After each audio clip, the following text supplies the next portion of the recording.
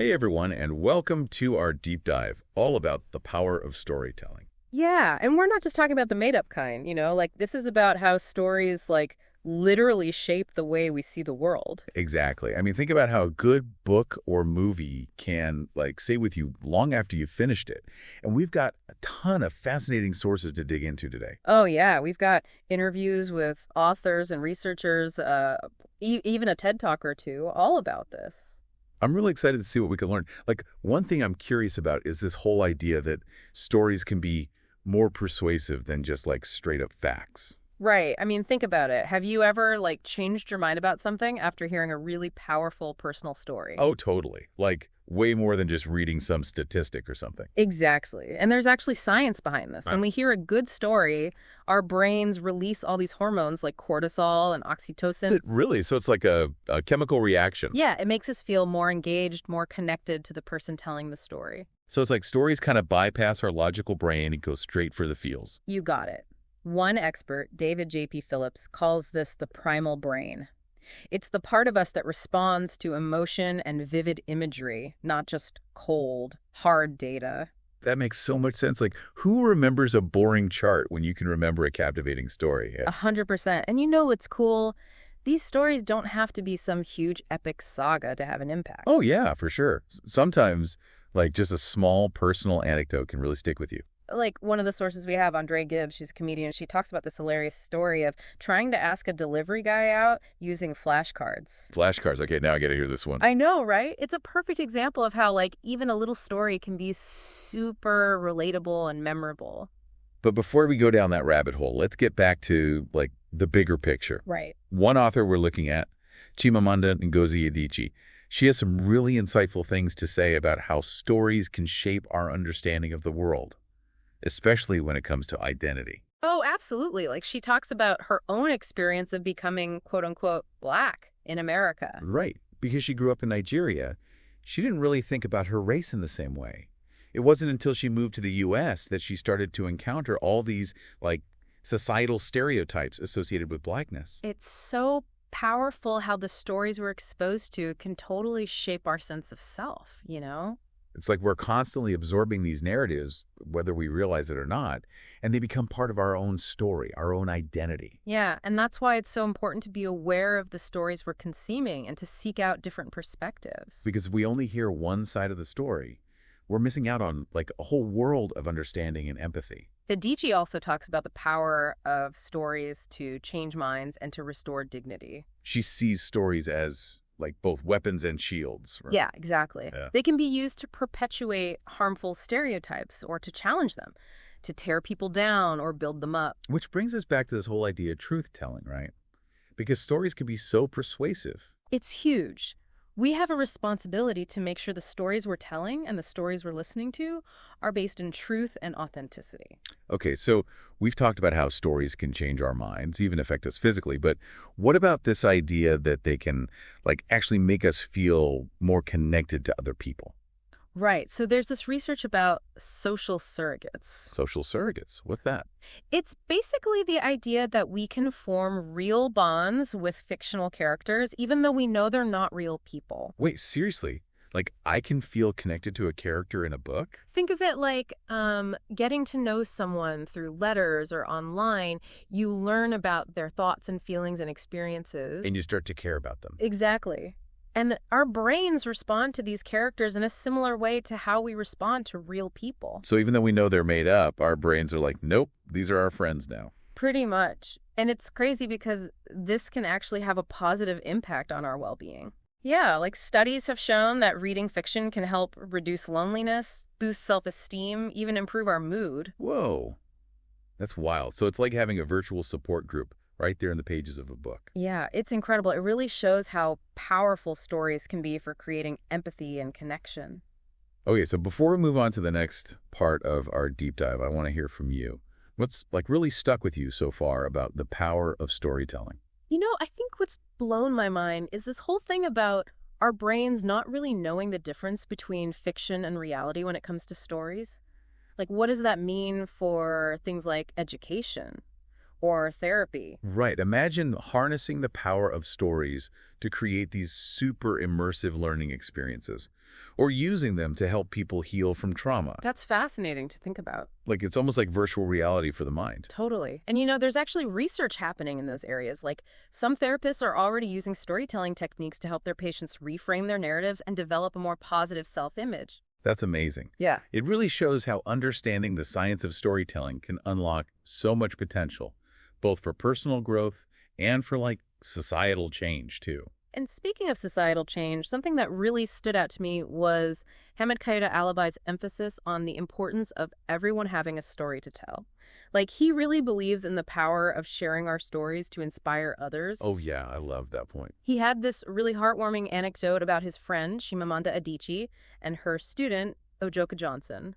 Ojoka was actually, like, older than his classmates and felt really ashamed about it at first. Oh, that's tough. Yeah, but through Adichie's encouragement, he eventually discovered a love for learning and was able to overcome his shame. That's such a good example of how personal stories, even if they seem small to us, can have this ripple effect and motivate others to keep going and achieve their goals. Totally. And, Alibi also gives some practical advice for people who are, like, scared to share their stories. He says to start small, reflect on your experiences, and practice being vulnerable with people you trust. I love that. It's like dipping your toes in the water before jumping in head first. Exactly. And the more you do it, the more comfortable you'll become. Like, it's a muscle you can build. Okay, so we've talked about personal stories, but I'm also curious about how we can use storytelling in a more professional setting, like in the workplace. Right. Like, how can we use stories to be more persuasive? Yeah, exactly. So one of the sources we have, this video from the IMM Learning YouTube channel, they actually have a great acronym for crafting effective workplace stories. It's called SORTA. Sorta, like, kinda. Yep. Okay, I'm intrigued. What does it stand for? So it stands for solve problem, triumph over adversity, outcome or goal, research and tailor to the audience, and authenticity and personal connections. Whoa, that's a lot to unpack. Mm. But I get the idea. So instead of just like throwing facts and figures at people, we can use stories to make our ideas more engaging and impactful. Exactly. So let's say you're pitching a new product. Instead of just saying, our product is the best, you could tell a story about a customer who was struggling with a specific problem and how your product helped them overcome that challenge. Right, because that's way more relatable and memorable. And by being authentic and incorporating your own personal experiences, you can build trust and credibility with your audience. It's like people are more likely to be persuaded by a story they feel connected to, rather than just a bunch of cold, hard facts. Exactly. Now, we've talked a lot about the positive side of storytelling, but it's also important to remember that stories can be used to manipulate people too. Oh, yeah, good point. Like, think about propaganda, fake news, misleading advertising. They all use storytelling techniques, but for nefarious purposes. So it's like we have to be smart consumers of information and be aware of potential biases in the stories we're being told. Totally. It's almost like being a detective, right? Looking for clues and questioning everything. Exactly. And that's where understanding the science of storytelling can be so helpful. If we know how stories work, we can better protect ourselves from being manipulated. Okay, before we wrap things up for this part, I want to get your thoughts on one more thing. In a world where, like, there's just so much information out there, and it's hard to know what to trust, what role does storytelling play in building trust and credibility? It's a really good question because it feels like we're always being bombarded with stories, right? And it's up to us to decide which ones we're going to buy into. Yeah, and like with all the fake news and misinformation out there these days, it's more important than ever to be able to tell the real from the, well, not real. Absolutely. And I think authenticity is a huge part of it. Like, people can tell when someone is being genuine, you know? Totally. It's not enough to just like tell a good story. It has to feel real. It has to come from a place of honesty. Exactly. People can sniff out a phony a mile away, especially these days when it's so easy to fact check everything. So it's like transparency is key too, right? Yeah. Oh, yeah, for sure. Like being upfront about your biases, acknowledging different perspectives. And kind of showing your work, so to speak. Yeah. Letting people see how you came to your conclusions. Right. It's about showing that you're not trying to hide anything. This reminds me of something Dave Lieber talked about in his TEDx talk. He was saying that the best stories are the ones that take us on a journey, like with all the ups and downs. Right. And part of that journey is being honest about the challenges and the failures along the way. It's about being vulnerable and letting people see your human side. Because that's what makes you relatable. It makes people want to trust you. And Lieber also talked about the importance of having a clear purpose for your story. Right. Definitely. It's not just about entertainment. It's about having something to say, a message you want to get across. Yeah, exactly. Whether that's like inspiring change or promoting understanding or even just making people laugh, there needs to be a reason behind it. And I think that purpose should be bigger than just yourself, Like, it should be about connecting with something larger.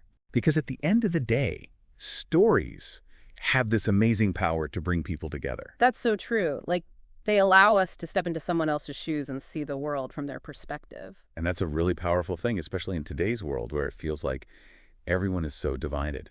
So as we wrap up this deep dive into the power of storytelling, I'm curious, what will you take away from all of this? What will you do differently? I think for me, it's about being more mindful of the stories I'm choosing to consume, but also the stories I'm putting out into the world. I love that. Because we all have a story to tell, right? Yeah. And those stories have the power to shape the world around us. Absolutely. Thanks for joining us on this journey, everyone. And until next time, keep telling your stories and keep listening to the stories of others. Yeah, it really does feel like almost like a tug of war sometimes, Right. Between the stories that are like trying to shape us and the stories we want to tell about ourselves. It's a battle for our attention, for sure. And it can be tough, right? Yeah. To figure out which stories to trust, especially with so much information flying around. Yeah, that's where building trust and credibility comes in. And it's not just for individuals, it's for organizations too. Okay, so how do we do that? How do we, cut through all the noise and make our stories stand out? Well, authenticity is huge, I think. Mhm. People can tell when you're being genuine, when you're speaking from the heart. Yeah, it's got to be real. Yeah, it can't just be a good story. It has to be a true story. And one that reflects, your values, your experiences, right? Exactly. I mean, think about it. Have you ever listened to someone tell a story and you just, knew they were full of it? Oh, yeah, totally. You can just sense it. And especially nowadays with the internet, it's so easy to fact check and call people out. So transparency is important, too. Oh, absolutely. Being upfront about your biases, acknowledging that there are other perspectives. Showing your work, so to speak. Exactly. Letting people see how you arrived at your conclusions. This reminds me of something Dave Lieber talked about in his TEDx talk, He said the best stories are the ones that take us on a journey. And part of that journey is being honest about the struggles, the setbacks. The failures, the mess-ups. Because that's what makes you human, makes you relatable. It makes people want to root for you, Yeah. Builds trust. And he also talked about the importance of having a purpose for your story. Oh, yeah, definitely. It's not just about entertaining, it's about having something to say. Right, like a message. Whether it's inspiring change, promoting understanding, or even just making people laugh, there needs to be a reason behind it. And I think that purpose needs to be something bigger than yourself, Something that connects with something larger. Because ultimately, stories have this amazing power to connect us all. It's true. They allow us to step into someone else's shoes, see the world from a different perspective. Which is so important, especially these days when it feels like everyone is so divided. Yeah, absolutely. So as we wrap up our deep dive into the power of storytelling, what are your final thoughts? What will you take away from this conversation? I think for me, it's just a reminder that we all have a story to tell. And those stories have the power to shape the world around us. That's a great takeaway. And it's something we should all think about, What stories are we choosing to believe? What stories are we putting out to the world? I love that.